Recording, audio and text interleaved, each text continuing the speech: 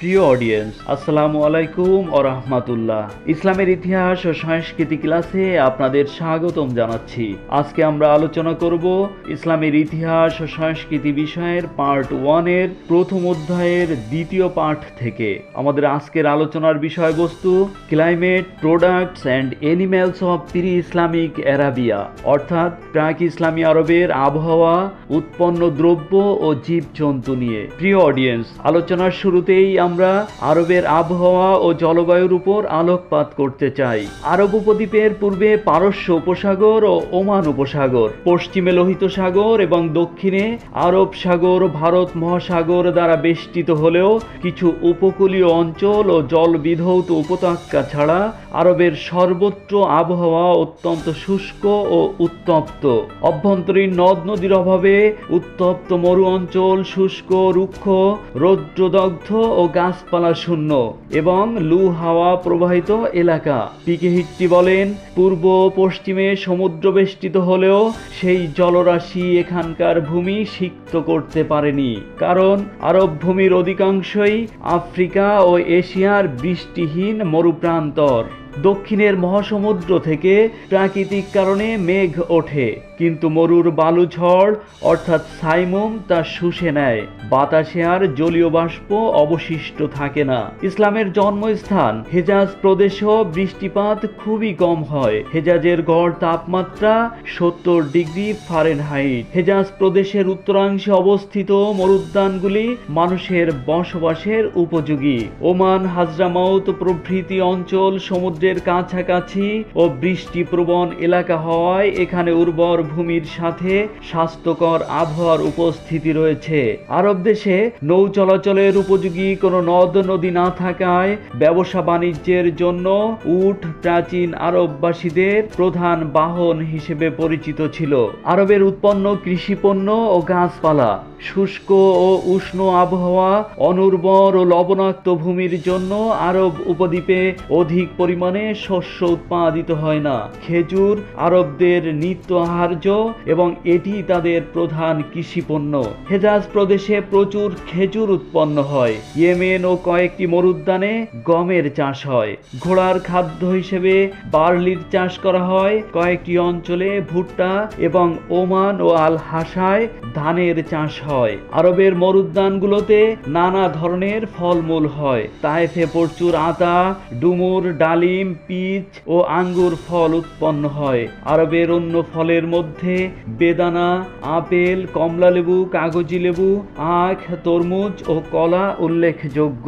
মুসলিম সাহিত্যিক ইবনে কুতাইবার মতে খেজুর ও দুধ বেদুইনদের খাদ্য তালিকার প্রধান খাবার এবং উটের মাংস তাদের সবচেয়ে প্রিয়। খেজুরের রস আরবদের একটি শৌখিন পানীয়। গাজানো খেজুর রস থেকে নাজিব নামের উন্নত মানের মদ তৈরি করা হতো। এর বীজ গুঁড়া করে উটকে খাওয়ানো হয়। গাছপালাহীন আরব মরুভূমিতে খেজুর গাছের কাঠ জ্বালানি ও ঘরের ছাদ নির্মাণে ব্যবহৃত হতো। খেজুরের আঁশ শক্ত দড়ি তৈরিতে সহায়ক উপাদান হিসেবে পরিচিত। খেজুরের নানাবিধ ব্যবহার ও খেজুর গাছের উল্লিখিত গুণাবলীর জন্য আরববাসী এ গাছকে গাছের রানী, the queen of the trees বলে অভিহিত করে থাকে।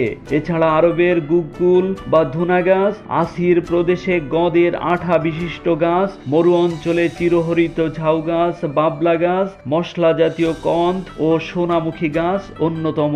এবার আমরা আলোচনা করব আরবের জীবজন্তু নিয়ে। ভৌগোলিক বৈচিত্র্যময় আরব উপদ্বীপে বিচিত্র জীবজন্তু ও পশু পাখির সন্ধান পাওয়া যায়।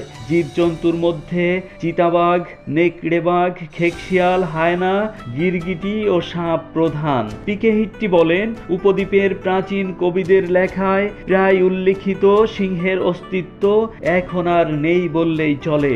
আরবের গৃহপালিত পশুর মধ্যে উট, ঘোড়া, কুকুর, বিড়াল, ভেড়া, ছাগল ও দুম্বা অন্যতম। আরব উপদ্বীপে শিকারী পাখির মধ্যে ঈগল, বাজ পাখি ও পেঁচা অন্যতম। এছাড়া ঝুঁটিওয়ালা পাখি হুদহুদ, ভরত পাখি, নাইটিঙ্গেল, বুলবুল, পায়রা, তিতির পাখি ও প্রচুর কাক এ উপদ্বীপে দেখা যায়। আরবীয় উট। আরবের অর্থনৈতিক ও রাজনৈতিক উভয় ক্ষেত্রেই উটের ভূমিকা বিশেষভাবে উল্লেখযোগ্য। উট ছাড়া মরুবাসী আরবের জীবন কল্পনা করা যায় না। আরবে নৌ চলাচলের উপযোগী কোনো নদ নদী না থাকায় ব্যবসা বাণিজ্যের প্রধান বাহন ছিল উট। প্রতিকূল পরিবেশে মরুপাড়ি দেওয়ার জন্য উটের কোনো বিকল্প ছিল না, তাই উটকে মরুভূমির জাহাজ, the ship of the desert বলে অভিহিত করা হয়। পিকে হিট্টি বলেন, উটের সাহায্য ছাড়া মরু অঞ্চল কখনোই মানুষের বাসযোগ্য হয়ে উঠতে পারত না। উট ছিল যাযাবরদের ধাত্রী সম, তাদের যাতায়াতের বাহন ও আদান প্রদানের মাধ্যম। উট আরবদের খাদ্য পানীয় জোগাত এবং ক্রয় বিক্রয়ের মাধ্যম হিসেবে বিবেচিত হতো। আরবরা পানি না থাকলে উটের দুধ পান করে তৃষ্ণা মেটাত। উটের মাংস তাদের অধিক প্রিয় এবং উপাদেয় খাদ্য ছিল। আরবরা উটের চামড়া দিয়ে তাঁবু ও পশম দিয়ে শীত বস্ত্র প্রস্তুত করত। উটের মল একটি উৎকৃষ্ট জ্বালানি হিসেবে ব্যবহৃত হতো এবং এর মূত্র চুলের টনিক ও ওষুধ রূপে ব্যবহৃত হতো। শীতকালে প্রায় 25 দিন এবং গরমকালে প্রায় 15 দিন আরবের উটগুলো পানি পান না করে চলতে পারায় রাজ্য বিস্তার, ব্যবসা বাণিজ্য প্রভৃতি ক্ষেত্রে উট অগ্রণী ভূমিকা রেখেছিল। পবিত্র কুরআন মজিদে উটকে আরববাসীদের জন্য এক বিশেষ নিয়ামত হিসেবে বর্ণনা করা হয়েছে। সূরা নাহল 5 থেকে 8 নম্বর আয়াত। এছাড়া হযরত ওমর রাদিয়াল্লাহু তাআলা আনহু বলেছেন, উট যেখানে উন্নত, আরবরাও সেখানে উন্নতি লাভ করেছে। আরবীয় ঘোড়া। আরবের দ্রুতগামী তেজি ঘোড়া বিশ্ববিখ্যাত। হযরত ঈসা আলাইহিস সালামের জন্মেরও 2000 বছর আগে কাসাইট ও হিট্টাইটরা এ অঞ্চলে ঘোড়া আমদানি করেছিল বলে জানা যায়। ঐতিহাসিক পিকে হিট্টি বলেন, খ্রিস্টীয় যুগ সূচনার আগেই সিরিয়া থেকে আরবে ঘোড়া আনা হয়েছিল এবং এখানে এই ঘোড়াগুলো তাদের বংশসূচিতা অক্ষুণ্ণ রেখেছিল। ঘোড়া পালন কষ্টসাধ্য ও ব্যয়বহুল হলেও ঘোড়দৌড়, শিকার ও যুদ্ধক্ষেত্রে এর ব্যবহার ছিল ব্যাপক। প্রফেসর হিট্টি বলেন, ক্রুসেড আমলে বিলাতি ঘোড়া পুনরায় আরবীয় ঘোড়ার সংমিশ্রণে নতুনত্ব লাভ করেছিল। আমরা এবার প্রাক ইসলামী আরবের প্রাকৃতিক সম্পদ নিয়ে আলোচনা করব। প্রাচীনকালে আরব দেশের অল্প কিছু প্রাকৃতিক সম্পদের বিবরণ পাওয়া যায়। ভূগোলবিদ আল মুকাদ্দাসি ও আল হামদানির বর্ণনায় জানা যায়, প্রাচীনকালে আরব দেশের দক্ষিণ পশ্চিম তীরের ইয়েমেন উপকূল ও কেন্দ্রীয় আরবের কয়েকটি স্থানে খাঁটি সোনা পাওয়া যেত। আরব উপদ্বীপের নাজম নামের বৃত্তাকার এলাকার সর্বত্র চুনাপাথর এবং সাম্মারা শৃঙ্গে মূল্যবান গ্রানাইট ও ব্যাসল্ট পাওয়া যেত।